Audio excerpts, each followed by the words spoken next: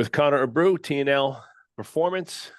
And Connor was literally one of the absolute first people, if not the first person, to raise his hand and say, sure, I'm signing up for this nonsense. We're calling the Strongest Year program. I remember being out in Venice Beach, speaking to Connor back and forth. Connor actually had me as a student at Montclair State. We had a mutual friend, Bruce Bowers, who kind of was your inspiration for opening your own gym. I bought my equipment from Bruce, the original gym that I had, and kind of the rest is history. And you know, Connor's been with us ever since and has had a remarkable transformation, not just in his business. All right, we always love to see the P&L changes in a business, but I think what I've enjoyed the most of watching your journey, kind of being part of it, you know, if you want to label us as kind of like your mentors and people that have helped you along and been seeing the beginning stages from literally the rental facility that it was, right, renting space in other spaces to the first place, which was a little tiny spot, to now, which is, you know, a beautiful, you know, 2,300, 2,500 square foot training facility, with, you know, full-time employees, you know, a real marketing plan and a real business, if you will. I think the biggest thing that I love seeing is the mindset shifts and just you growing up as a entrepreneur, as a businessman, and as a leader in your company. So, you know, Connor, thanks for coming on and just tell me a little bit about, you know, that beginning journey and kind of some of the transformations that you've had to go through as a business. Because I think a lot of people listening, I'm sure you relate to this. We've talked about it a million times. You know, you come in on Monday, you're all fired up. This is going to be the best week ever. By Wednesday, you want to burn the place to the ground. You know, by Friday, we're back on top. We've got a couple sales in the bucket. You know, we're doing all right. You know, by the time you get to Monday, we're burning it down again. So talk a little bit about that beginning. Yeah, so I appreciate you guys having me on, and obviously I'm super honored to be nominated for this award as well, Joe. But in general, I kind of give you the full backstory. Like you had mentioned, Bruce Bowers was my inspiration of getting into the coaching world.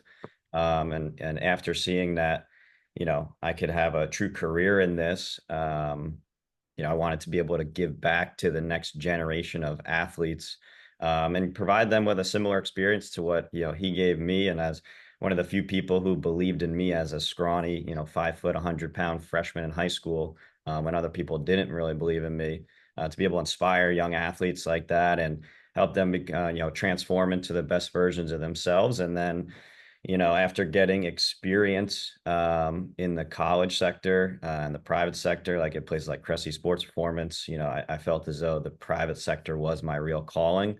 And it was the easiest, not easiest, but the quickest transition to eventually opening up my own spot, which was really my ultimate dream, in college, when I realized that that was a possibility. After the place that I had worked at shut down, I was presented with an opportunity to start up, a business in a 525 square foot garage space in a baseball facility. And that was my version of, rolling the dice and taking a gamble on myself when people, told me not to even try it out, and just go get a job with steady pay for a while. And, I didn't really want to do that. That's what I wanted to always do. And I took the shot at myself and I was like, what the hell? Let's see if it works out. And couple weeks later, I had reached out to you guys to see if I can get some mentorship, because I didn't know what the hell was going on even after that first 2-day mentorship I did at Yep. VH.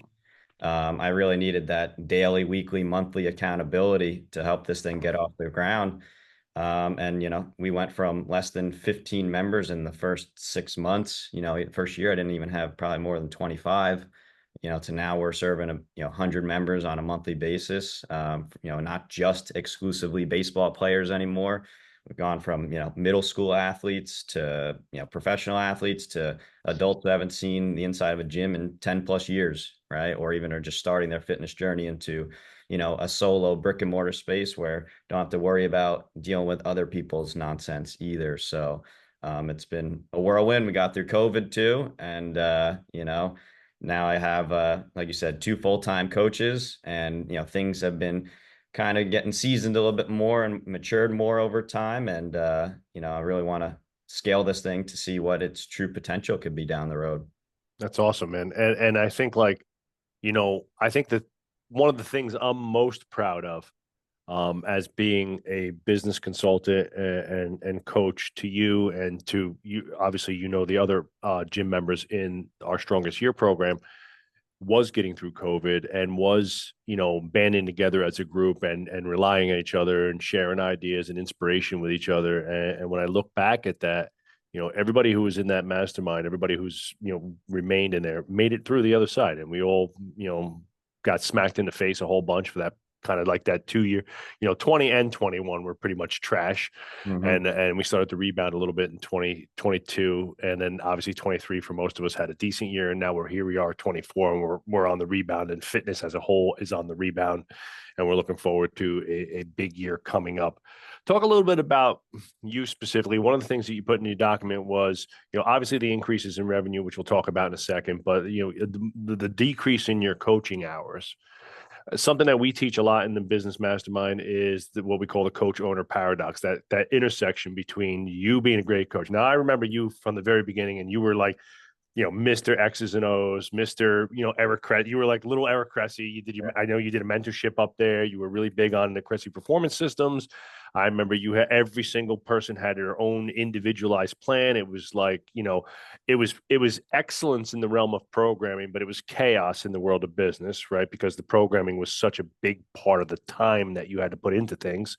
Right. And you yourself were the product, right? So you were coaching a ton. And then, as you went on, things started to you start to hit a little bit of a ceiling, because I'm coaching 25, 30 hours, 40 hours a week, but I got this business that needs love, and it needs like any other plant, it needs to get watered and fertilized, and there's only 24 hours in a day.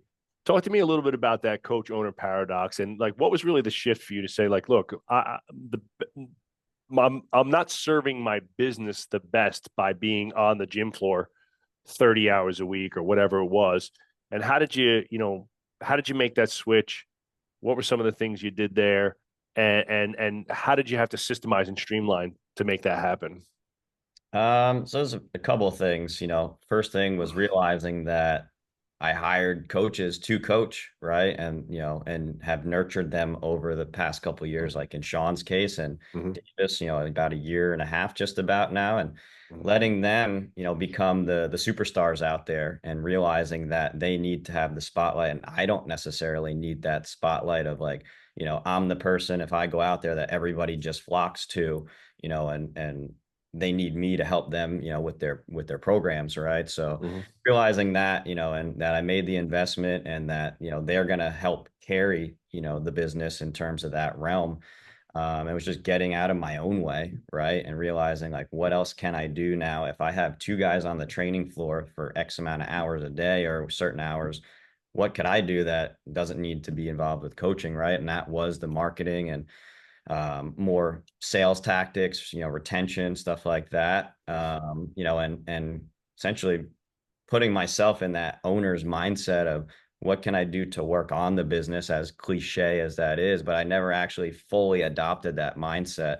Even 3, 4 years ago when Sean first got hired, it was him and me, dynamic duo, always on the training floor, making it happen. And now it's, at this point, it's like, let those two guys shine, Sean and Davis, and just get out of their way, right? And be there for their support, provide them with resources for training, letting them teach me things when they needed to, when I needed to learn, right? Was putting them first on that front, and then me working more on the business side of things, and then getting help if needed from them in any aspect. So that was one big mindset shift.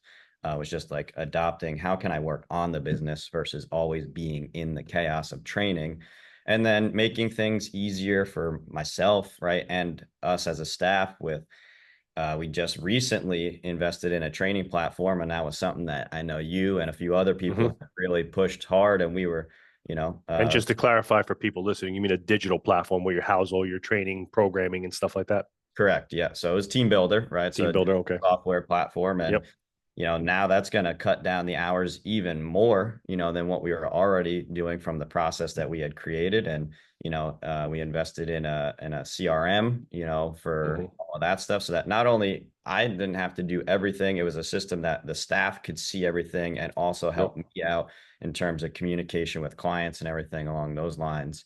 And then something else too, it's minor, but I had a part-time adjunct professor gig for about 7 years now. And I made a tough decision last fall semester that I wasn't going to at least renew the spring semester.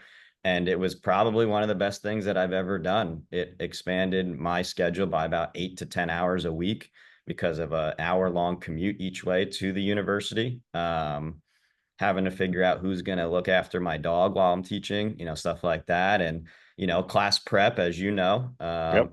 actual class time and everything along those lines, grading exams. And that opened up a ton of doors for me to be able to do other stuff in just not having to worry about the stress that comes along. Not that it was a super stressful job, but just everything, that you had to account for.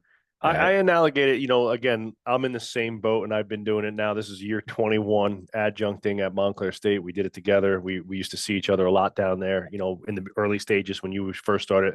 And a lot of my students had your class as well. So we used to, ping pong people back and forth and stuff, which was great. And for me, it's been a struggle the last few years. I definitely think that every year I say this is the last year, and for some reason I get pulled back in. Obviously for us, we've turned it into an amazing recruiting tool. Right. But I do think like again, in my case, might be a little bit unique because where I'm at in the business, I now have the luxury of time where I'm not technically tied to the day to day here as I used to be. But I think like there's a lesson to be learned here for a lot of gym owners, and I think it shows a tremendous amount of maturity on your end because the easy paycheck, right? It's not that hard. Once you get your lesson plans and things set up, like it's kind of like automatic, right? You have all your notes and slide decks and all that stuff kind of Right. standardized, right? But the reality is, it's just something there, and I think about it like this way: it's like think about it like a computer. If you're uploading a real high level, like a high def video in your computer, and you're trying to do other stuff, or you're on PowerPoint and now we're on a Zoom, and it just slows down the overall processing speed Mhm. of the entire unit. And that's what part-time jobs, moonlighting, always having your head in the clouds and thinking about, well, I could do this. It's like, let me go start an Airbnb business. Let me go, I'm going to invest in this. I'm going to be a day trader. It's like, all right, man, but if you have this thing and that thing hasn't actually made you the money or given you the freedom or fulfillment that you were chasing to when you started the thing, it's probably because you haven't focused 100% on the thing. You haven't gotten all in on the thing. So you shoved all your chips in and said, I'm turning pro. I'm burning the ships. It's TNL or bust. And I think that shows a tremendous amount of maturity. And look at where we're at. It paid off big time, right? It paid off big time. That extra focus, look, 10 hours a week of real work can completely transform your life. Forget about just your business, everything. So that's amazing. Good, great job to you. Talk to me a little bit about, your team. You go from coach, you get that coach owner paradox. You say to yourself, man, like in order for me to really grow this thing, I got to step out and work on the business. I got to become a business person, right? And you've heard me say it many, many times. The minute you sign that lease, you are coach second. You are business owner first, and your obligation is to run a successful business so that A, you can pay the bills, B, you can pay yourself, and C, you can elevate and employees to have real careers, right? Because I think the worst thing that could happen, I know me and you have spoken about this personally, it's like the worst thing that could happen here is I got a guy like Mike, you got a guy like Sean who've been with me for years now, and he's stagnating at that crappy pay raise where he's just in the middle of that gray area of like, I got a decent job, but it's not really great, and I can't make a fortune, but I can't leave. And now you have this like meandering employee who's just kind of meandering through the gray area of life where he's having a tough time getting another job that maybe he that's going to pay him what you pay him, but it's not enough to really be successful, right? So talk to me about how how leadership and leading your team into the future has really become something that's like, on the top of your vision board for, developing TNL, possibly opening up, we'll talk about it a little bit, maybe possibly open up multiple facilities, getting this facility over five, or the goal has always been to get it over 500K and then reevaluate systems, processes, and people, and possibly do the next one. What does it mean to you, Connor, to now be a leader of other men and have the responsibility of their lives in your hands as well? Because I know I take that very seriously. Yeah, I mean, it's like a surreal thing to think about, you know, for me especially, is that I have to provide for these guys so that they could provide for their families, right? And you know, their livelihoods. So it's you know, it's not just a me thing. It's my back's against the wall to help them out, right? It's fighting for them in terms of that front end, which is why, you know, always trying to get better and grow every single day. And part of the mindset shift on that front as well was, you know, making their lives easier with my leadership and support. Where I last year, um, towards the, you know, Q3, Q4, put together, you know, a ton of standing operated procedures, you know, so we call them our TNL playbooks, so that, you know, if I'm not there, they have that support from me so that they can always reference it, right? But in terms of, you know, elevating people into feeling like they have, you know, accomplished something within their roles, you know, like with Sean specifically, I know it was something that, you know, the group had advised me to do, is just give him more of a thumbprint on the training programming and the development of the coaching staff, whether it's, you know, the rest of the coaches or the interns that we hire. And doing so with that, you could see the light bulb kind of go off with him. And, you know, he is ready to go. He's hungry to make sure the training product every day is tip top, you know, spit spot. You know, and that Davis, for example, is, you know, getting up to speed as quickly as possible. I like to use the evolution as, you know, it took me X amount of years to become that, you know, high caliber of a coach, whereas Sean's timeline is a fraction of that, and we want Davis's timeline to be a fraction of Sean's fraction, right? And get him you know, up to speed and learn everything that we've learned, but in, you know, a quarter to half of the time, right? And just being there for their support. So I think the standard operating procedures has been immensely helpful, you know, being able to get everybody on the same page. And this is exactly how we do things. And that was part of like setting the standard with them. You know, this is how everything's going to run, and not just kind of like, oh, you know, let's just figure it out. It's like started from me is just set the tone, right? Set that standard of, because everybody's going to come down to that versus, you know, always going above it. And if we have a high standard for how we operate on a daily basis, you know, it's going to be a high functioning, you know, service that we're providing, and we can hold each other accountable. They can hold me accountable if, you know, something goes on, or Mhm. I can hold them, and they, you know, everybody's holding each other accountable. And then it trickles down to all of our members too. How do we want people to handle themselves when they're here? And then, you know, another thing was just constant clarity and communication. Nobody ever like specifically told me about it, but just hearing from Dan of how open he was always about finances and everything. And there was it's a Zygmunt's, right? Is that out in Zingerman's Zingerman's? open All right. book management. Yeah. Yeah. Shout out to Ari and the team up there. They really helped us a lot. Yeah.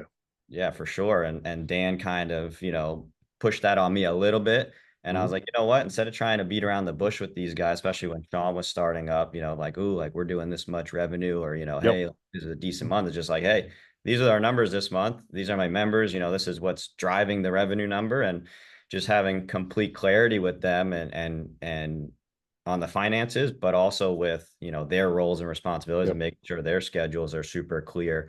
You know, I remember Sean's first year to 2 years, it was kind of like we were just plugging holes left and right, just like, hey, let's, you know, Show up and train and do whatever we need. Like, just kind of yeah. show up and And it was like, chaos oh every day. shit, can you do this now? Can you do that? Like all these types of Yeah. things. And then just really just being super clear. And that helped with the buy-in from them as well. Because if they knew the finances, and we're all sports guys, so it's like, you know, here's the salary cap, right? Like this is Yes. what the business can do. These are the percentages. This is where you guys fit in, and this is what I can pay, right? So that they know exactly what's going on within the, you know, the heartbeat of the business.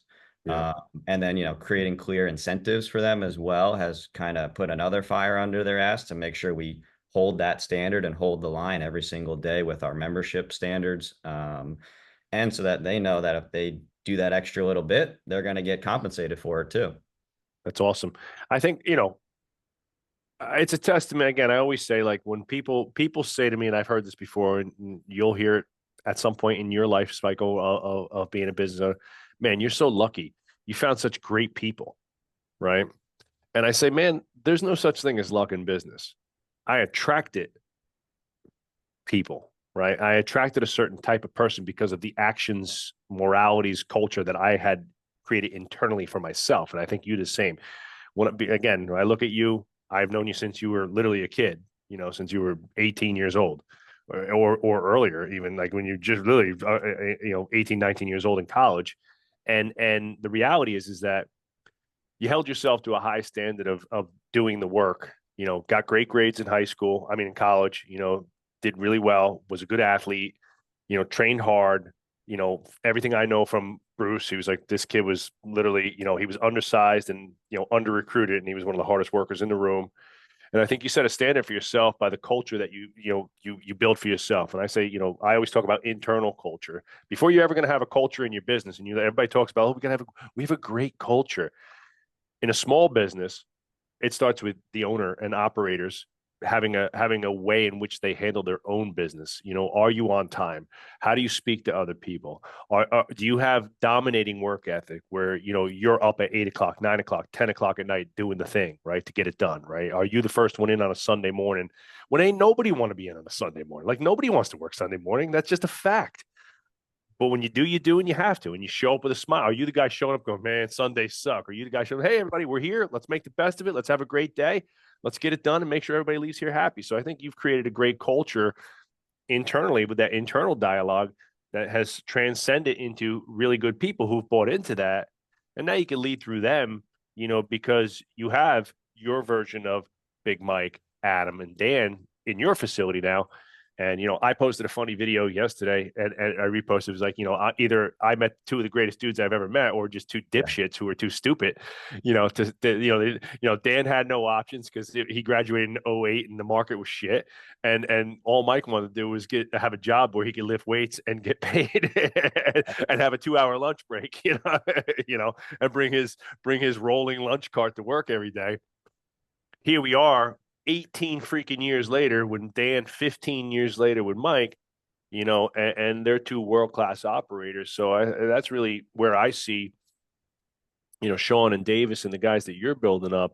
And I think that, just hearing you speak, and it's like the conviction in what you're doing, and the importance of hold. Once I realized that the business was now a real thing, and once we had employees, and I think it really happened once we hired Mike full time the year after. It wasn't even when Dan came in as partners. We were still kind of dipshits, and we just kind of just train, like you said, we're just on the gym floor every day, putting out fires and just training our asses off, right? But once we hired Mike full time, and this guy was like, "This is what I want to do for a career." I remember having like this empathetic conversation with Mike. He's like, "Thank you so much. I never dreamed I was going to get a full time job and be able to do what I love." And I met his mom and dad. And he's like, "This means so much to Mike. He's always, this whole lifting weights thing was always something we had no idea if he was actually going to get a career out of this." And I'm like, "Oh shit, this is real. Like this dude's Yeah, right. family's like thinking we're the promised land, and like me and Dan go back and we're like, I don't know what the hell we're doing. So we better figure this out. So you know and you figured it out a little quicker than we did. It took us a little bit longer, so thankfully, maybe you're a little sharper than we were. Got a Also little had head some start. good mentors too, Yeah. You learn from, yeah. I had a guy, a history teacher in middle school. His name was Ironside. His last name was legitimately Ironside. Best last name ever. Cool. And I had gotten in some trouble quite a bit in middle school, emotional issues, we'll say. And I got into a bunch of fights. And I got into a fight in eighth grade, and I got an in-school suspension for like 15 days or some crap, like 2 weeks or whatever it was, right? And I remember every day I had to stay after for detention from in school. So I had in school and detention, right, for like 2 weeks, 3 weeks, whatever it was, right? And I have to go to Mr. He was actually a doctor. His name was Dr. Ironside. He was a PhD history teacher, and I had to go to Dr. Ironside's class, and he made me write a famous quote. Those who do not learn from their mistakes of the past are destined to repeat them. And we might not be the sharpest tools in the shed, here at Varsity House, but one thing we're pretty good at is, is learning from what we've done well and what we've done wrong. And again, for me, it's always just been, how can I pass that down? If Connor opens up 3 gyms and he makes $1 million a year, and he hires 10 employees, and they all have great careers in the industry, and they retire from TNL as 15, 20, 30-year employees at TNL, the entire industry gets better. Right. And we all improve, right? And we all have a ton to learn from each other. So really awesome. Let's talk a little bit about the marketing, Connor, right? Obviously, now that you've shifted roles, you're now business owner, leader of men, and you do a lot of the marketing and sales and kind of coming up with sales initiatives and things like that. What were some of the big shifts in marketing? You went from primarily a baseball shop, coaching athletes, to now, like you said, a more well-rounded athlete, base and adults.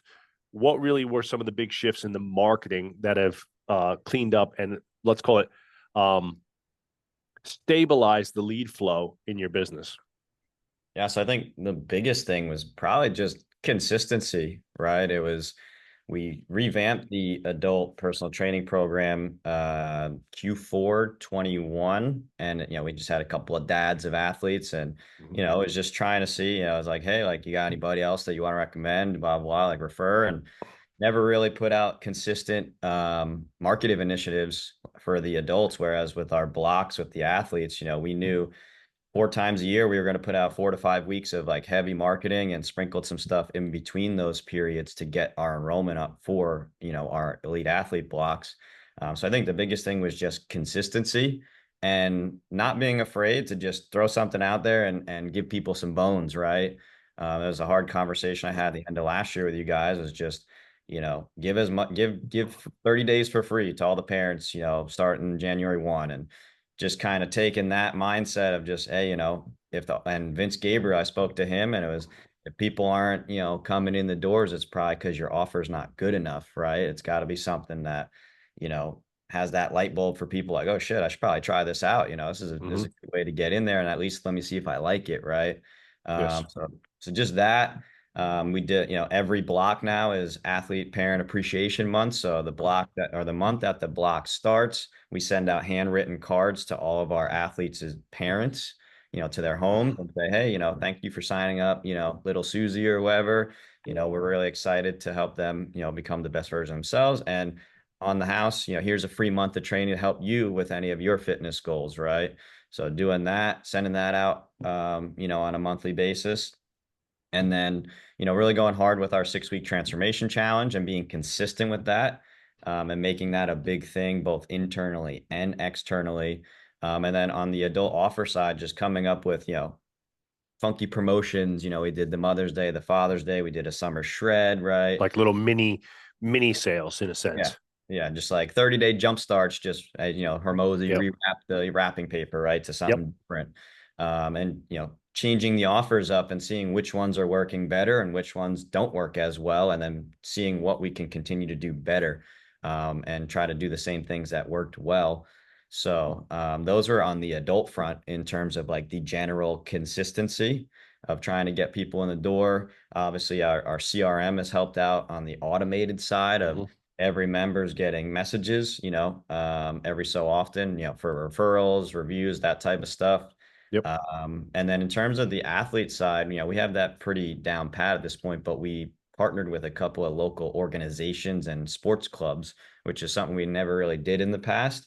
And that's led to a handful of new athletes that we never would have even known about. And our list grew by like 70 to 100 people, just from getting all of those contact informations for people who signed up if they showed up to our free events or whatever it is. At least we got, an upgraded list, and some people have Right. actually turned into clients from that as well. And then the big thing on the adult side internally, I'm big on the itch cycle with our Mm-hmm. with staff, and everybody's got an itch cycle. When am I doing something new, right? So what we do there is, everybody doesn't want to do the same training all the time, as Yep. much as it may benefit them, as we all know, right? But we do monthly challenges in-house for our adults in terms of physical challenges. So it Mm-hmm. might be like you get one shot a week, and as many calories on the air bike as possible in 20 seconds. Mm-hmm. Whoever has the best stats at the end of the month, male and female, they get a discount for the following month. So That's it's cool. another way to incentivize people there. That's And kind of like a client engagement process too, because it keeps people engaged to what's happening at the gym, and they don't just fade off into I'm doing the same shit all the time. right. Yeah, and that was something we got from our first 6 week challenge, where we did like a weekly challenge Yep. there with the teams, And one of the adults brought up an idea to our staff of like, we should do this more regularly. It was so much Hmm. fun.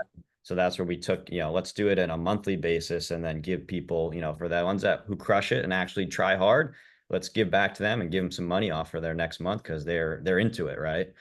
And then most recently, we did a frequent sweaters club. I saw this from another local facility, and it was an attendance challenge. Yep. As we all know, summer attrition for adults specifically can be pretty hard, and we experienced it for the first real time this year. But it was for 6 weeks. The minimum number of sessions that an adult did, they got not only a gift card to a local business. Shout out to Eric Pullman for talking to me about that specific idea of the gift Yep. card. And then we're raffling off a free month and a half off month just to everybody who hit that. So everybody knew going into it is I could get a free month, following this challenge if I just show up, right? Right. Just do what you've been doing, but just be consistent. Yeah. Exactly. I can get a It's awesome. $50 gift card and I could potentially get a free month, coming up in the fall too. Pretty And cool. if people were already going to train, it helped them out anymore or even more. And if they weren't, it got their ass back in the gym more consistently, late Yeah. in August in the dog days of August. So those are some new things that we did. And then our Bring a Friend Week has been a staple since 2019. And that always gives us, 5 to 10 new specific athlete leads. And we've converted a few adults from that as well since the beginning of this year, which is something we never really did in the past. It was really all athlete centric. So we're starting to see um, the reward on the adult front with that too. So, just being more consistent, that might have been a little long winded, but, the consistency and just No, throwing it's great. I love, I mean, fishing lines. obviously, just dissecting a few things from what you said is, um, obviously you can hear that he has a multitude of things happening. Now I'm on Connor's email list, so he's got consistent emails going out that are backing up, or let's call it initiating the campaigns and sales marketing initiatives that he's got. He's got consistent social media to be the plus one to the emails, internal marketing, joint ventures, right? Internal engagement campaigns, right? Things happening on both the external, got to get new leads, and on the internal, I got all these people in here that need love too, right? And so for gym owners, coaches listening, you know, you might not again, and Connor didn't start this way. It started off as a couple of social media posts a week, like everybody, and maybe one email inconsistently every couple of weeks or whatever it was, and you try to get those things together. And then over time, as he has elevated himself in the business and offloaded some time, you replace time, in my opinion, good business owners, good entrepreneurs, they replace time with action, right? So they replace operating time, the doer of things, right? Coach, he was the coach, and now I'm taking action on the business, and you could see that, with multiple marketing initiatives happening at the same time on both the external and internal front. The name of the game is consistency, and you've heard me talk about the golden rule of marketing, and that's consistently frequent and good, right? You have to be consistent first, then improve the frequency, then improve the quality, right? So I think a lot of times, coaches and young gym owners get paralyzed by perfection, that it's got to be amazing, and or they start off biting off too much so that they can chew, to say, oh, I'm going to do 5 social media posts a week and 3 emails a week. And it's like, man, that's a lot of writing. That's a lot of posting. And all of a sudden, there's going to be a day where clients got you chewing, the fat after a session for 20, 30 minutes. And now your whole schedule's messed up and you didn't get the email done or you didn't get the social media post. So it's like, you're better off doing one email a month, like a newsletter, and 3 social media posts a week or whatever it is that you could be consistent with. And then when you master that consistency, move into the next thing. And I think it's, again, you see what that's done for your business over the last couple of years of being consistent. And you look at a young business still, a growing business still, and been doing a buddy week, since 2019 consistently. It's 5 years of doing the thing over and over and over again, so that there's an anchor in the business on both the client side where they know, hey, we got another bringer friend coming. This is the time for me to tell my friends. And Right. then B, the team knows, hey, this is just something we do. This is a built-in part of our business that we anchor this thing so that we have a consistency. And again, I always looked at it like we do the same thing. And I always looked at it like, I don't care if one person shows up or 10 people show up, we're going to run that Bringer Fend on whatever that we used to do the first Saturday of every month for years. Now we do them as a little bit different. We do like a buddy week. We used to do like a Bringer Friend day, and you know there would be times when Dan and I would be standing down there, the two of us coaching the hell out of one person, and there'd be times when 10 or 12 people would show up, and we would give them 100% effort. So awesome stuff there. All right, man. Let's talk a little bit about let's talk money, man. Because at the end of the day, we all love what we do. You're passionate about strength. You're passionate about helping people.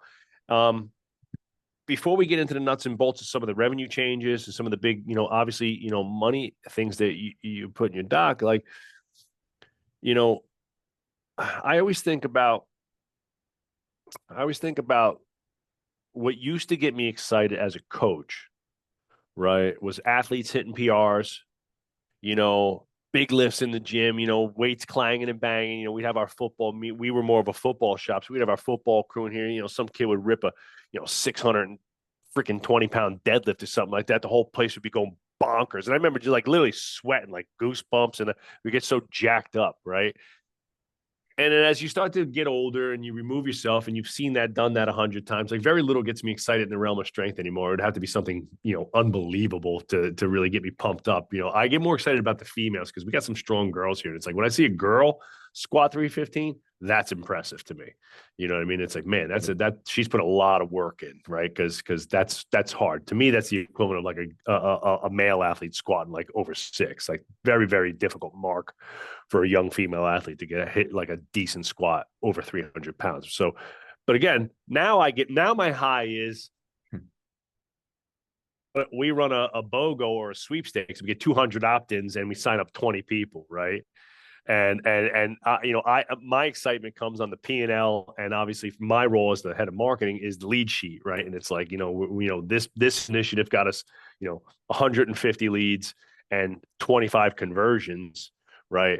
That's what gets me excited. So talk to me a little bit about how you've replaced some of the excitement of coaching, with the excitement of winning in business, and what that means on the P&L, man. Like take me, take me through some of the specifics increases in the business and the revenue, and to wrap that up, come full circle, what that means to you personally, man, to be able to go home. I did it, and I did the thing, and I actually have a real business that pays me real money, and not to get into your private life here, but like on the verge of getting married, we were just talking before we started, buying a home, wanting to start a family. That shit's not possible on, 40 grand a year on the average gym owner salary in America that we always bastardize being $36,000 a year. Talk to me, take me through that.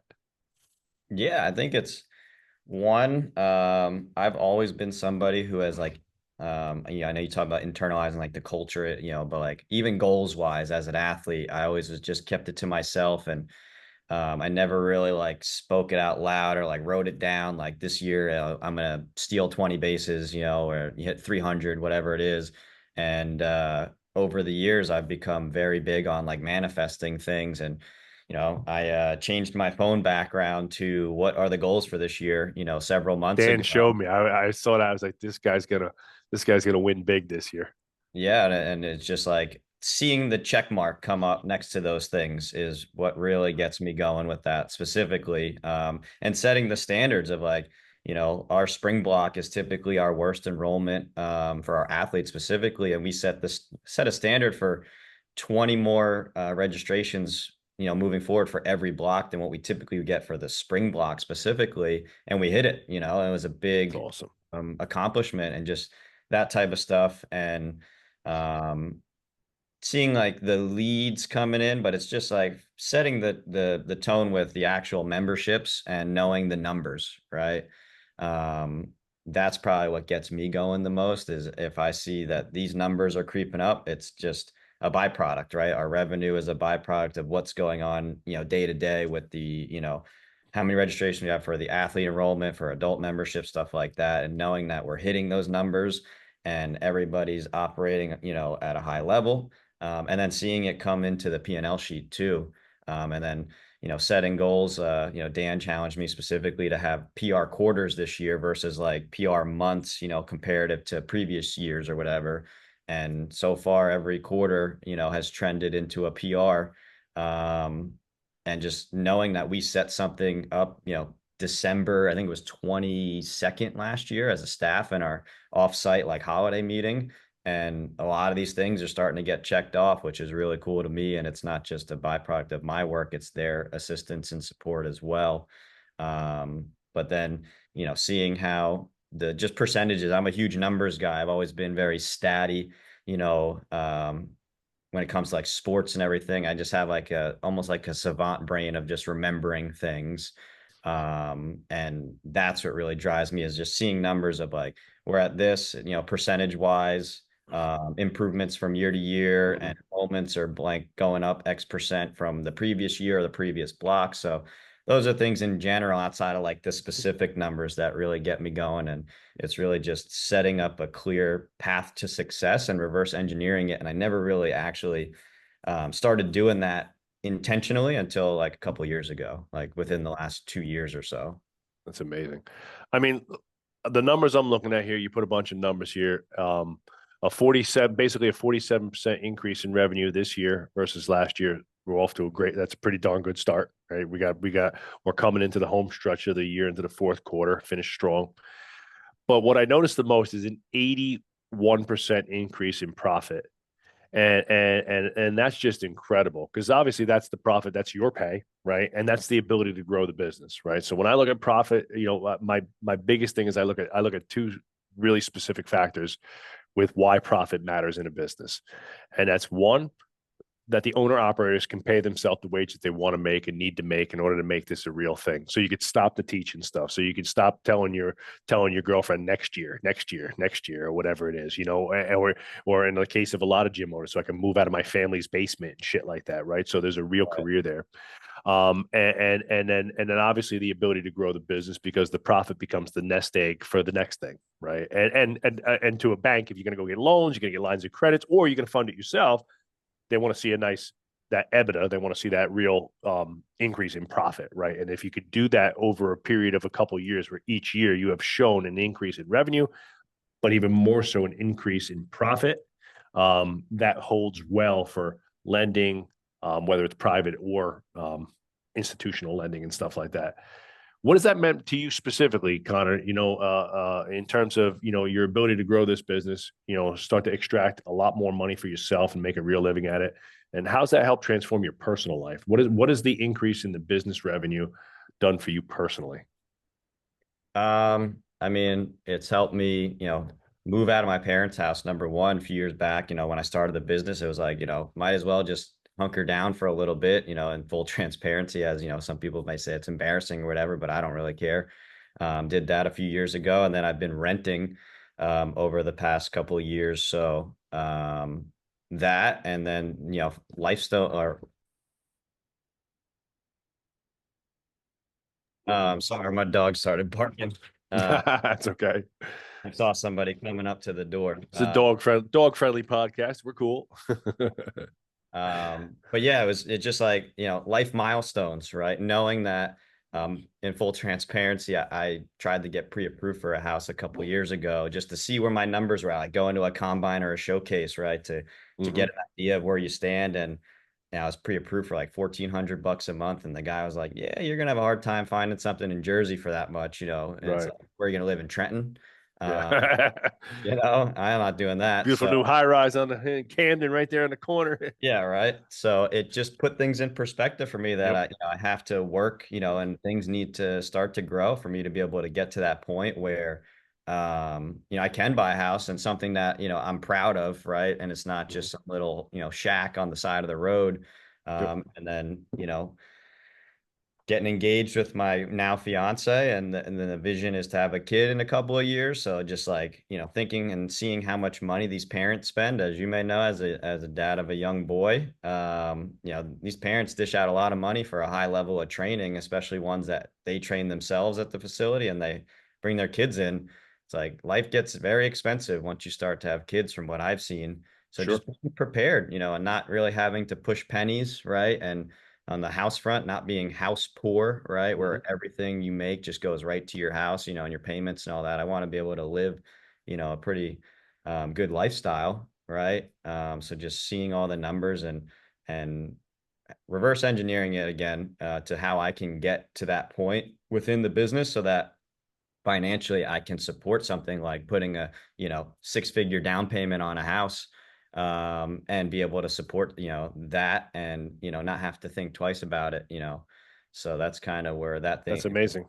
That's amazing. And look, you mentioned reverse engineering your goals a few times, and and I think most, especially the fitness industry, almost everybody who starts in fitness starts out of a passion. Um, Generally only like franchises and things like that are seen as like an asset class, and like there's like a holding company that's going to buy up like 20 places and things like that. The most privately owned um, small business gyms are started because of somebody like yourself who was an athlete. They were passionate about training, or they had like maybe it was they started whether maybe it's a weight loss center and they had like their own weight loss journey. I speak to a lot of physical therapists who at the school or would be physical therapists at the school, and they had like a catastrophic injury and they had a great experience with their rehab and they want to go into physical therapy. So fitness as a whole and this like health careers kind of avenue is mostly out of passion, right? Right. Not a lot of business people, right? Not a lot of like, this is going to be a business. I'm starting it as a business. You start off wanting to be a great coach, right? And then you transfer out. But as a general rule or generalization, business is just a game of numbers, right? And understanding the data, which you've mentioned a few times.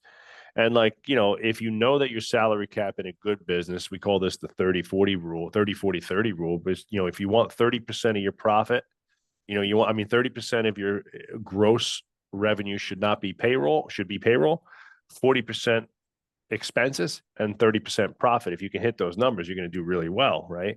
And so knowing that if 30 to 35% of your gross is your salary cap, and that you want a 30% profit, just to use round numbers, if I have $1 million gym, I got 350K for payroll, right? Max, and I got 300K for myself as profit, right? You have to reverse engineer what that looks like, right? To get to that top end number, that $1 million mark. And then it's just, okay, if I charge $250 a month, this is how many clients I need to hit $88,000 a month, right? And it's like, and it's a simple equation, but not a lot of gym owners, like you said, don't have a hold of those numbers and they don't have specific markers to get there.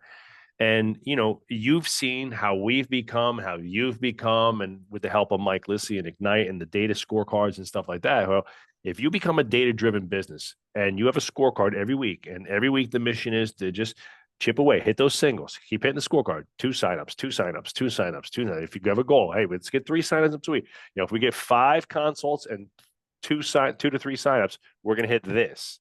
You need that type of clarity to hit the mark, right? And again, like yourself, it's not going to, maybe it doesn't happen in 6 months, but you look 6 years later, we just keep hitting those singles, right? And, Mr. 3000, you know, uh, Derek Jeter, waltzed himself right into the Hall of Fame, for being an incredibly consistent hitter. Yep. And that's what we're looking for in business. You don't have to hit home runs. Of course, we look to hit a couple home runs here. Of course, we want some bangers in our marketing schedule, or you have a irregularly awesome January where you sign up twice as many, signups. But the real key in business is that weekly scorecard and chipping away, chipping away, chipping away, chipping away. All right, last thing, Connor, talk to me a little bit about your involvement in the mastermind, the retreats, the coaching, and obviously the camaraderie and the true mastermind principle of being in a group with, you know, 25 other like-minded business owners. I know you formed some really great friendships with, the Eric Pullmans, the Derek Taylishes of the world, and you guys have worked together on projects and stuff like that. Tell me a little bit about what the actual business of strength slash strongest year mastermind has really been how that's been a benefit to you and what you get out of that specifically.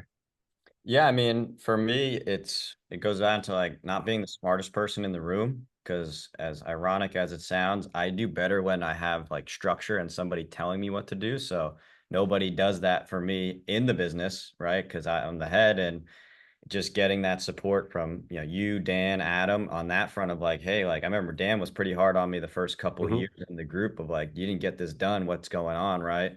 So like stuff like that is just having people, seeing, seven-figure gyms in the group, Hmm. gyms in the 500 to 900K mark, and just getting that, constant communication. And I've been in the group, from the get-go and seeing how it's evolved, where we have a really solid core nucleus of gym owners in it, um, and not having people coming in and out of it. So now we're really able to build upon each other. It's like having a core group of players on a team, right? Yes. The way I look at it now, it's like you build rhythm off of each other, and that camaraderie. So individually, I love the Friday check-ins, especially now that, I remember seeing like 5 comments years ago when we first started doing all that. And now I check in if I miss like the Friday specifically, or if I get it like Friday night, there's already Yes. comments on there, and it's like, how's anybody going to see mine? There's so many, so much going on in the comment feed.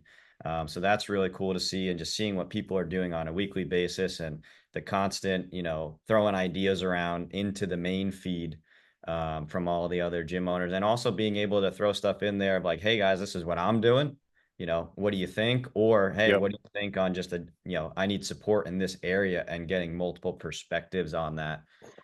So the group, in terms of all of the gym owners, couldn't be any more valuable of just getting the insight, and feedback from everybody on a daily and a weekly basis. And then, specifically from, the leaders like you, Dan and Adam, I get on a call with Dan almost every month, just to keep the plan going, right? Keep on Right. progressing forward. Sean's done bi-weekly calls with Adam for, since last retreat. And just being able to have that individual accountability on that front, and get somebody to kick me in the ass, like, hey, what the fuck are you doing here? Or, let's keep doing this, right? Just get that coach, athlete kind of, relationship with you guys specifically. Um, and then being able to go to the events. I typically send, myself or employees to at least 1 to maybe 2 events per year. And I haven't missed a retreat, since it started up. I look Right. forward to these every single year. You mean the first one, the mission through Manhattan, as Oh Tony yeah. calls it, where we Scavenger hiked hunt. we hiked 20 miles to the end of Manhattan and back? Yep. That was a hell of a day. It was a lot That of was fun. awesome. Awesome. How important is it though, as a young business owner who maybe like at the beginning didn't have the money to blow and to come up here, get a hotel room and all that stuff, right? How important is it to get outside of your business and not just download another webinar or buy another book, but to get out and be in a room somewhere else in a hotel, have some dinners, have a few drinks, and share ideas with other business owners, other gym owners. I mean, it's like invaluable. You can't really put a dollar amount to it. And it's, everybody always talks about get out of your business to just hit the reset button. And I was too bashful for that early on, of like family vacations. I look back to a few like annual vacations where I only went down for a few days, or, part-time. So just on that front as well. But with, when you're around other like-minded Mm-hmm. people, specifically to the retreat, and the group in general, you put names to faces, because people are from all over the country and the world in our group. So now when you finally see somebody in person, it's like, oh shit, this, I've been commenting on your posts or your check-ins on a weekly basis, and then you get to actually deep dive with them, when you're in person with them. Like we did that, Sean and I, last year during lunch. I didn't even know who Mike Lissy and Drago, Street Dreams Mike were. I thought they were just Drago. attendees of it, and I didn't realize they were in the group. And we ate lunch and get to know them, and got to build that relationship too. So, Yeah, just that's being, amazing. yeah, to have those interactions with people and just learn more about their businesses. And even if you're not intentionally doing it, you just take notes of what's going on, and then just talk shop. Right? Can't beat that at the end of the day. No, you need a venting. It's cheaper than therapy. Trust me, everybody. Going to workshops, going to retreats is cheaper than the psychotherapist you're going to need if you don't ever get out of your business and put some time back into yourself and refreshing yourself, right? Because at some point you're going to just implode or spontaneously combust with stress. Connor, As someone who's seen you go from the beginning to where you are now, I'm super impressed. Your maturity, your dedication and commitment to your brand, to your systems, to your processes has been second to none. I'm looking forward to seeing you next week in Arizona. You know, you're one of three of the absolute best of the best this year, and you have been for years in the group. And we're really excited for you to get up there and talk a little bit about your journey in front of everybody. Again, I can't thank you enough. I know I speak for Dan and Adam and everybody here at Varsity House. Thank you for trusting us with your business. Thank you for being one of the first people to raise your hand and say yes to a bunch of dipshits from Jersey who thought they knew a little something about business. And we're excited to see where this thing goes, man. Thank you so Yeah. much. Thank you guys for having me. And I can't be more thankful for all the support, over the years. I try to let you guys know as frequently as possible how much you guys have helped me, get to where I am and, get my business to where it's gotten to. So, super grateful for that and pumped for next week to see everybody and, get to hang out with you all in person too. So looking forward to it. Awesome. Let's go. I'll see you next week, Connor. Thank you Sounds so good, much. Joe. Best of luck. TNL Performance. Connor Abreu. Thank you, sir. Thanks, Joe. Have a good one. Thanks, man. You too.